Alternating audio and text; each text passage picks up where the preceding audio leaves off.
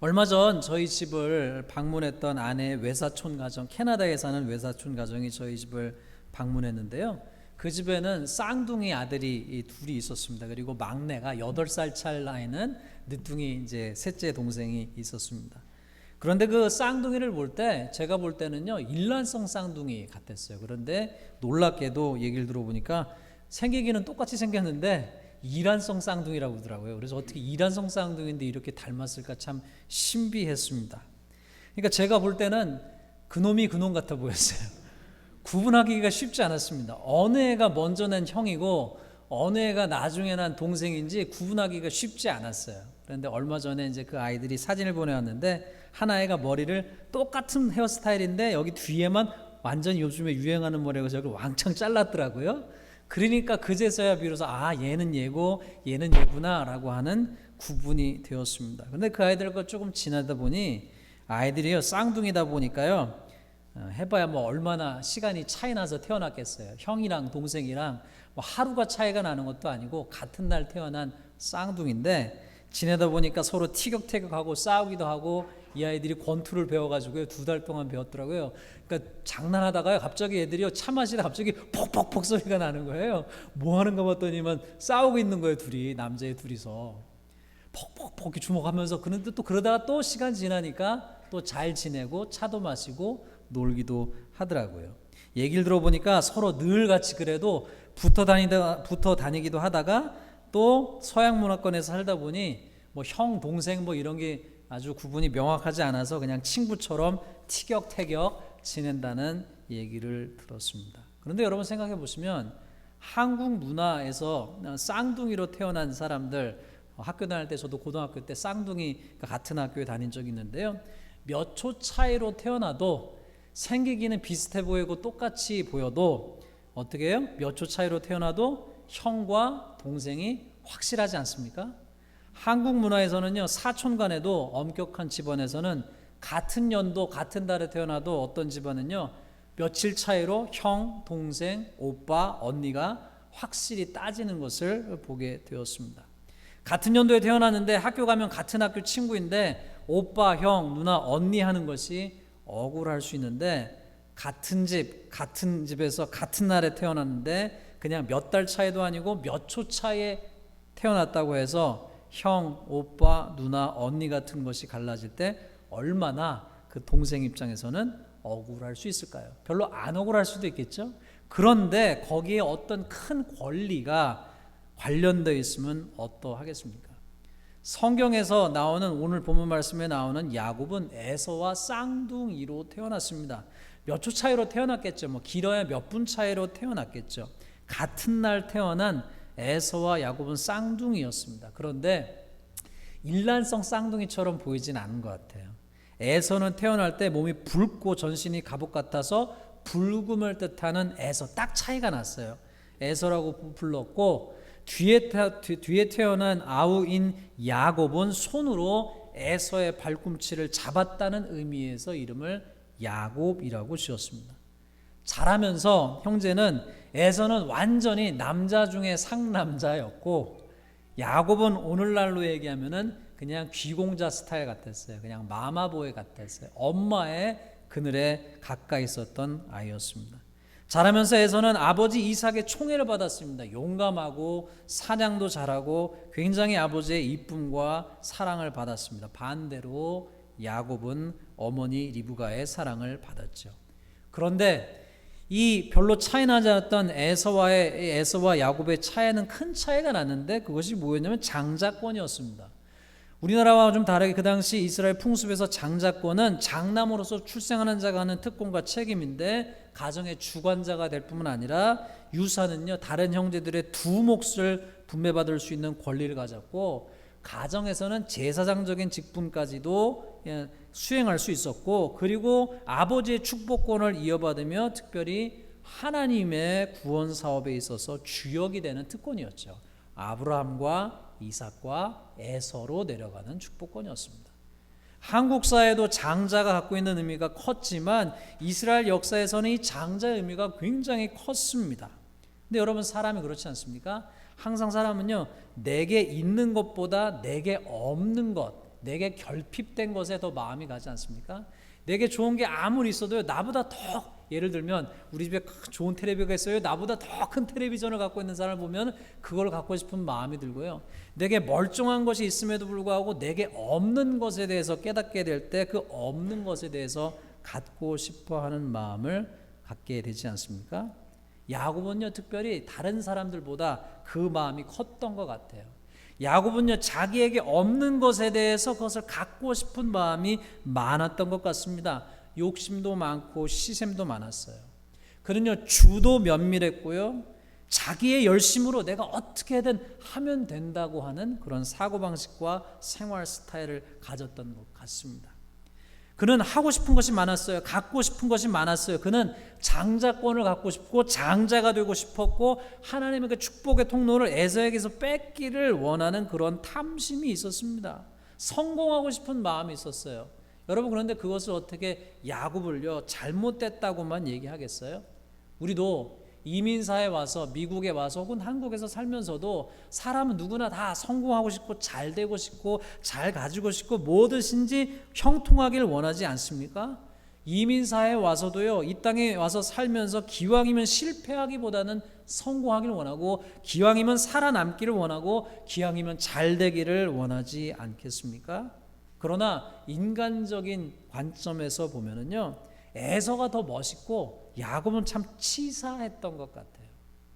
마음이 간다면요, 차라리 에서에게, 상남자 같은 에서에게 마음이 갈 것 같고, 야곱은요, 별로 매력적이지 않은 것처럼 보였습니다. 어느 날 아시는 대로 에서가 사냥을 나갔다가 실패하고 허기져서 돌아온 날, 상식적으로 좋은 동생이라면 팥죽을 써서 그 형에게 줄만한데, 그냥 줄만한데, 야곱은요, 그 죽을 써서 에서가 들에서부터 돌아와서 심히 곤비하여 때 그 팥죽을 달라고 했을 때 그 에서의 부탁에 야곱은요, 장자권을 내게 달라고, 팥죽을 줄 테니 대신 형이 가진 장자권의 축복을 자신에게 팔라고 거래를 합니다. 형인 에서에게 그냥 배고프니 음식을 줄 수도 있었으나 팥죽과 장자권을 거래하고요, 거기에서 끝나지 아니하고 시간이 지나서 아버지 이삭이 눈이 어두워져서 죽기 전에 에서를 축복하려고 하였을 때, 리브가, 어머니 리브가의 사주를 받아서 에서가 짐승을 잡으러 간 사이에 아버지를 속이고, 어머니 리브가가 음식을 준비하고 털을 팔에 둘러서 눈 어두운 아버지를 속이고 에서 형이 받아야 될 축복을 가로채 갔죠. 새치기에 갔습니다. 여러분, 이러한 야곱을 사랑스럽다 할 만합니까? 이런 야곱이 참 존경받을 만합니까? 그렇지 않잖아요. 인간적인 관점에서 보면요, 어떻게 보면 참으로 치사하고 참으로 탐심이 많고 참으로 욕심이 많은 야곱 아닙니까? 거기에서 아버지의 축복을 가로채자 에서가 야곱을 죽이겠다고 이를 부두둑 갑니다. 그리고 나서 이 야곱이 에서에게 죽을까봐 어머니의 부탁을 받고 어머니의 지도를 받고 야반도주하듯 외삼촌 라반에게로 도망갑니다.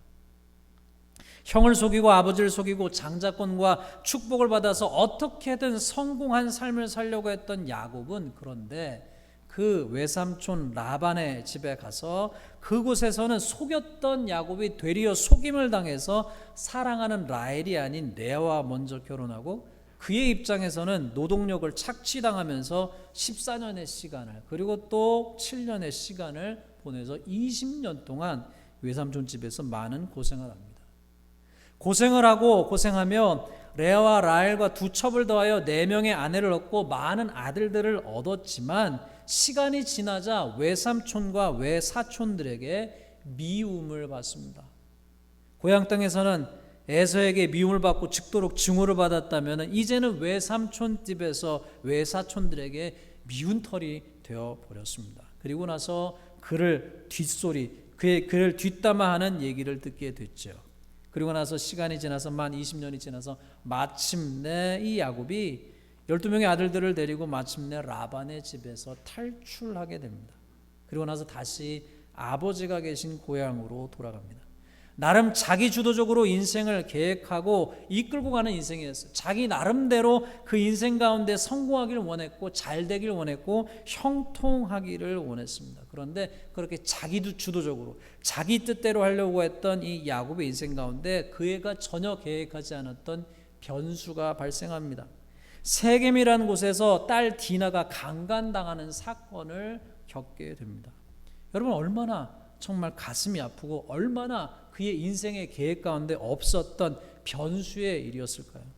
그곳에서 그런데 그 딸 디나가 강간당했는데요. 그 세겜이라고 하는 사람이 강간을 했는데 그 아버지 하물과 세겜이 그 강간 사건 이후에 이 야곱의 아들들 야곱과 만나서 얘기하면서 오히려 그 딸 디나를 사랑하게 되어서 조건으로 그 마을 전체가 할례를 받기로 결정을 하였습니다.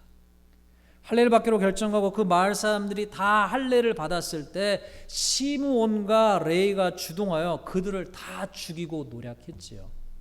그러니 그 일이 있은 다음에 야곱 마음 가운데 큰일 났다라고 하는 위기의식이 생기게 되었습니다.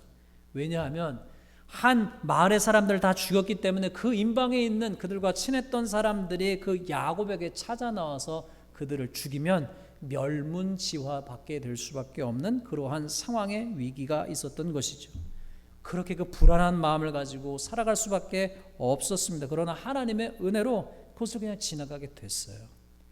그리고 나서 그 길에서 이제는 마침내 고향 땅을 향해서 가는데 서로를 본 지 20년이 지났지만 야곱을 죽이겠다는 에서의 협박은 아마 그의 기억에서 떠난 적이 없었던 것처럼 보입니다.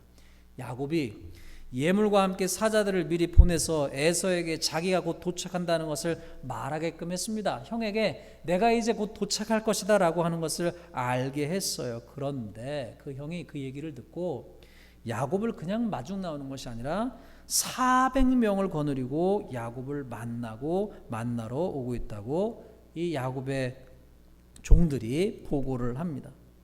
에서가 자신을 멸하려고 오는 것을 두려워한 야곱은 가족을 두 무리로 나누어 적어도 한 무리라도 공격을 당하지 않게 하려고 했습니다. 그가 종들에게 부탁했던 것은 내게 소와 나귀와 양떼와 노비가 있으므로 사람을 보내어 내 주께 알리고 내 주께 은혜 받기를 원하나이다 라고 이야기를 했지만 그 종들 통해서 들린 얘기는 이 에서가 400명을 거느리고 온다라는 얘기를 듣고 오늘 본문 말씀 32장 7절에 보니까 야곱이 심히 두렵고 답답하여 양과 소와 낙타를 두 떼로 나뉘고 분산시켰다라고 하는 것이죠. 그의 마음 가운데 심히 두려운 마음, 답답한 마음, 당황한 마음, 불안한 마음이 생겼습니다. 11절에 증언하기를 내가 그를 두려워하면 그가 와서 나와 내 처자들을 칠까 겁이 나기 때문이다. 이렇게 고백했어요. 지금까지는 어떻게든 자기 힘으로 속이고 일하고 열심히 살고 그래서 가정을 꾸리고 자식을 낳고 재산을 불리고 살아왔는데 그런데 이제 한순간 고향으로 돌아가는 길 식솔이 많아지고 재산이 많아지고 아내도 있고 그런 가운데서 나름대로 성공해서 금유한양하는 것처럼 돌아가는 길에 이제 그 에서가 400명을 데리고 온다는 얘기를 듣고 나서 이 야곱의 마음은 풍전등화 같이 떨리게 된 것이죠. 인생의 막다른 길을 만나게 된 것입니다. 나름대로 그 상황에서도 아까 말씀드린 것처럼 때를 두 때로 나누고 그리고 나서 종들의 손에 맡겨서 보냅니다. 그 에서의 마음을 풀게 하기 위해서 그가 에서에게 선물을 보내요. 양을 보내고 순양을 보내고 암양을 보내고 순염소를 보내고 안염소를 보냅니다. 그래서 때를 순서대로 해서 그 에서의 마음이 풀리게끔 하려고 그렇게 보내요. 그런데 그렇게 보내면서 혹시 그 형이 자기의 이 선물을 받고 혹 감정을 푼 후에 혹 나를 받아주리라 라고 하는 기대를 갖게 된 것이죠. 내 의지와 꾀로 다 되었던 인생이었는데 그가 그 순간에 그렇게 하고 나서도 오늘 본문 말씀에 보면은요 22절에 보니까 밤에 일어나 두 아내와 두 요정과 11 아들을 인도하여 야복 나루를 건너게 하고 그들을 인도하여 시내를 건너가게 하여 그의 소유도 건너가게 한 다음에 24절에 보니 야곱이 홀로 남았다라고 얘기하고 있어요. 모든 것을 다 보냈어요. 선물도 보내고 여종과 아내와 아들도 다 건너가게 한 다음에 야곱이 홀로 남았어요. 아무도 그의 옆에 있지 않습니다. 마치 시편 102편 6절에서 7절에 나는 광야의 올빼미 같고 황폐한 곳에 부엉이 같이 되었으며 내가 밤을 새우니 지붕 위에 외로운 참새와 같으니다 라고 고백했던 것처럼 그의 옆에 아무도 없어요. 친구도 없어요. 가족도 없어요. 아들들도 없어요. 아내도 없어요. 그냥 혼자 있을 뿐이다. 철저히 혼자 된 시간이에요. 철저히 그 혼자 된 시간, 자기가 내 인생의 결정을 그래도 나 스스로 다 결정해 놓고 그 인생에 자기 뜻대로 하려고 했었던 인생인데, 그래도 나름 그 인생이 풀렸던 인생인데, 이제 이 막다른 골목에 아무것도 그의 손에 그의 곁에 남아있지 않았습니다. 여러분, 우리가 인생을 살다가 이러한 순간을 만날 때가 있지 않습니까? 절체절명의 위기의 순간이고요. 때때로는요, 나 혼자 남는, 홀로 고독하게 남는, 내 편이 하나도 없는 것 같은 그러한 순간을 만날 때가 있지 않습니까? 인생의 어려운, 가정의 위기든 사업의 위기든 우리 인생의 위기든 이러한 때가 있지 않습니까? 그런데 오늘 본 말씀 보면은 그때에 24절에 보니 어떤 사람이 날이 새도록 야곱과 씨름하다라는 말씀이 나와요. 많은 목사님들, 많은 성경학자들이 오늘 이 야복강 강가에서 야곱의 씨름하는 이야기를 많은 해석 가운데 하나는 기도하는 씨름을 했다. 다 자녀들과 모든 것을 다 보내고 야곱이 그 강가에 홀로 남아서 기도의 씨름을 했다. 포기하지 아니하고 하나님과 기도의 씨름을 해서 마침내 그의 인생 가운데 하나님께서 이름을 바꿔주시는 은혜를 주셨다라고 해석을 하고는 합니다. 그런데 또 다른 측면에서 보면, 오늘 말씀을 보면 그가 그렇게 그 위기의 순간에, 홀로 남은 순간에, 그의 절체절명의 어려운 순간에 어떤 사람이 찾아왔어요. 그가 그 어떤 사람을 찾아간 것이 아니라 그 어떤 사람이 갑자기 찾아와서 날이 새도록 야곱과 씨름했습니다. 어떤 성경학자는 이걸 어떻게 해석하냐면은, 야곱이 갑자기 홀로 밤에 남았는데 밤에 갑자기 일어나서 그 홀로 남은 그 순간에 어떤 사람이 우리처럼 뭐 달빛이 밝고 뭐 형광등이 있고 이런 때가 아닌 때에 어두운 순간에 갑자기 어떤 사람이 찾아왔을 때 그는 아마도 그가 이 에서가 보낸 암살자가 아니었을까라고 하는 마음에 위기가 들지 않았을까 하는 해석도 있습니다. 그가 정체가 누구인지 몰랐어요. 갑자기 그러고 와서 씨름을 합니다. 그는 자기가 죽을지도 모른다고 하는 위기의 그런 의식을 느꼈을지도 모르겠죠. 밤새도록 그 어떤 사람과 씨름을 하겠습니다.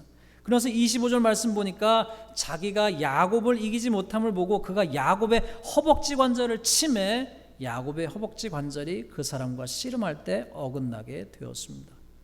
그러면서 다리를 철게 된 것이죠.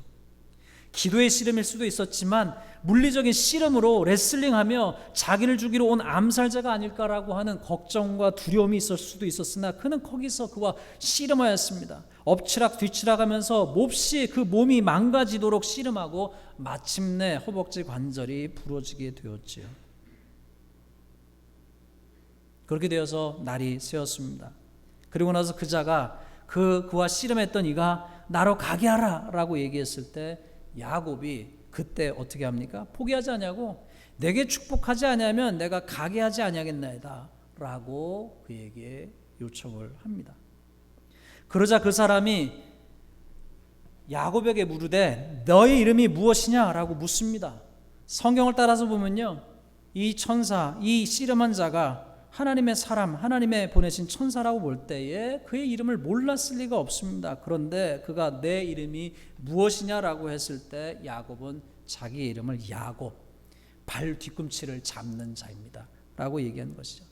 형의 발 뒤꿈치를 잡고 다른 사람들을 속이며 살아왔었던 인생, 그래도 자기 나름대로 성공하고자 자기가 자기 인생의 주인이 되어서 살려고 했던 그 야곱에게 그 천사가 28절에 이르기를 내 이름을 다시는 야곱이라 부를 것이 아니요 이스라엘이라 부를 것이니 이는 내가 하나님과 및 사람들과 겨루어 이겼음이니라 라고 이야기를 합니다. 여러분 가만히 생각해 보십시오. 어찌 사람이 하나님을 이길 수 있겠습니까? 어찌 하나님께서 보낸 천사와 겨뤄서 야곱이 이길 수 있겠습니까? 분명한 것은요, 물리적으로 보면요, 야곱은 다리가 부러졌고 그 씨름에서 졌죠. 그러나 그가 축복을 하지 아니하면 가게 하지 않았다고 그가 끝까지 매달렸을 때 하나님께서 이 야곱에게 오히려 야곱이 이겼다고 져주시는 은혜를 주셨습니다. 그리고 나서 그가 고백하기를 30절에 보니 그러므로 야곱이 그곳 이름을 브니엘이라 하였으니 그가 이르기를 내가 하나님과 대면하여 보았으나 내 생명이 보존되었다 함이더라라고 고백하였습니다. 여러분 이것이 무엇을 얘기합니까? 야곱이 그 순간에 하나님을 만난 것이죠. 그 외통수의 그 자리에서 하나님을 만났습니다. 그리고 죽지 아니하고 하나님의 은혜로 말미암아 그의 생명이 보존되었습니다. 여러분 생각해 보십시다. 때때로 우리가 이 야곱의 입장이라면요, 야곱이 기도했어요. 야곱이 정말 간절한 마음에 소원이 있었습니다. 에서가 400명을 데리고 본인을 죽이러 온다고 생각했을 때 에서를 그런 상황에서 야곱이 기도했을 기도는 하나님 저 에서를 물리쳐 주십시오. 에서를 없애 주십시오. 에서가 오지 않게 해 주십시오라고 하는 기도 아니었겠습니까? 그것이 문제 해결의 기도 아니었겠습니까? 그런데 오히려 하나님은 그렇게 기도를 들어주신 것이 아니라 이 야곱을 만나 주시고 야곱을 오히려 야곱에게는요 불행이라고 생각할 만한 다리 이 허벅지 관절이 부러지는 일이 일어나고 그리고 나서 그의 이름이 바뀌어지는 사건이 생기게 되었습니다. 그리고 나서 시간이 지나서 보니까 해가 돋았을 때 그의 허벅다리로 말미암아 절었습니다. 여러분 아시는 대로 마침내 시간이 지나서 에서가 야곱을 만나러 왔을 때 더 이상 에서를 두려워하는 마음이 야곱에게 없었습니다. 그리고 나서 에서 입장에서는요 다리를 절고 옷이 엉망이 된 야곱, 옷이 엉망진창이 되고 흙이 묻고 다리를 쩔뚝쩔뚝 절고 있는 동생을 보며 그의 마음 가운데 불쌍한 마음이 든 것이 아니었겠습니까? 하나님의 은혜로 그리 된 것이었죠. 하나님의 은혜로 그 원수되었던 에서 형과 20년 동안 그 이를 갈면서 기다렸을 그 순간에 그 다리 절게 된 그 동생, 그리고 옷이 엉망이 된 동생, 다리를 절고 엉거주춤 오고 있는 그 동생을 보고 그의 마음 가운데 놀라운 긍휼의 마음이 든 것 아니겠습니까? 사랑하는 성도 여러분, 오늘 본문 말씀을 통해서 야곱을 통해서 우리가 보게 되는 것이 무엇입니까? 야곱이요 인간적인 관점에서 보면은요 전혀 매력이 없고 다른 사람을 속이는 사람이요 그저 자기 성공에 집착하는 사람이었을지 모르나 그는 하나님 볼 때에 그럼에도 불구하고 하나님께 매달리고 하나님을 찾고 그 외통수의 자리에서 하나님을 만나는 은혜가 있었습니다. 하나님을 만났기 때문에 그가 살 수 있었어요. 하나님을 만났기 때문에 그에게는 오히려 장애가 생겼으나 오히려 그 장애로 말미암아 하나님을 만나고 그의 형과 화해하는 은혜를 누리게 되었습니다. 어떻게 그는 그럴 수 있었을까요? 말씀을 통해서 보면은요, 야곱이 고향집을 떠나서 그리고 그가 고향집을 떠나서 외삼촌 집으로 갔을 때에 그리고 그 길의 과정에서 돌아오는 과정에서 하나님께서 이렇게 말씀해 주셨습니다. 내가 너와 함께 있어 내가 어디로 가든지 너를 지키며 너를 이끌어 이 땅으로 돌아오게 할지라 내가 내게 허락한 것을 다 이루기까지 너를 떠나지 아니하리라 약속하셨습니다. 나는 베델의 하나님이라 내가 거기서 기둥에 기름을 붓고 거기서 내게 선하였으니 지금 일어나 이곳을 떠나서 내 출생지로 돌아가라 하셨느니라. 하나님의 약속이 있었던 것이죠. 그 하나님의 약속이 있었기 때문에 그는 그 약속을 붙잡고 끝까지 하나님과 씨름하며 하나님의 은혜, 하나님의 축복을 누린 것 아니겠습니까? 사랑하는 성도 여러분 한 분 한 분에게 하나님께 주신 약속의 말씀이 있습니까? 그 말씀을 끝까지 붙잡으시는 저와 여러분 되시기를 주님의 이름으로 축원합니다. 성경은 이 야곱처럼 자기의 한계를 만나서 더 이상 자기가 자기 인생의 주인이 아니라 하나님 앞에 자기를 내려놓은 사람들의 이야기, 그리고 그 한계 가운데 하나님을 만났던 사람들의 이야기를 우리에게 알려주고 있습니다. 외적으로 보면요, 분인나라고 하는 여인이 더 복됐습니다. 자식이 많았습니다. 한나는 자식이 없었죠. 그 분인나의 격분 때문에 한나는 하나님 앞에 나아가서 울부짖으면서 술 취한 사람처럼 기도했습니다. 그랬을 때 그 한나의 인생이 어떻게 됐습니까? 한나가 사무엘의 어머니가 되고 그 사무엘로 말미암아 이스라엘 백성들이 하나님께로 돌아왔죠.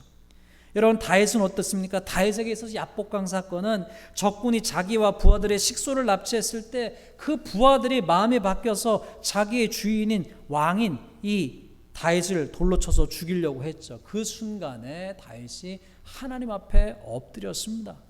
히스기야는 어땠습니까? 그가 죽을 병에 걸렸을 때, 죽게 되었을 때 그는 하나님 앞에 가서 울부짖었습니다.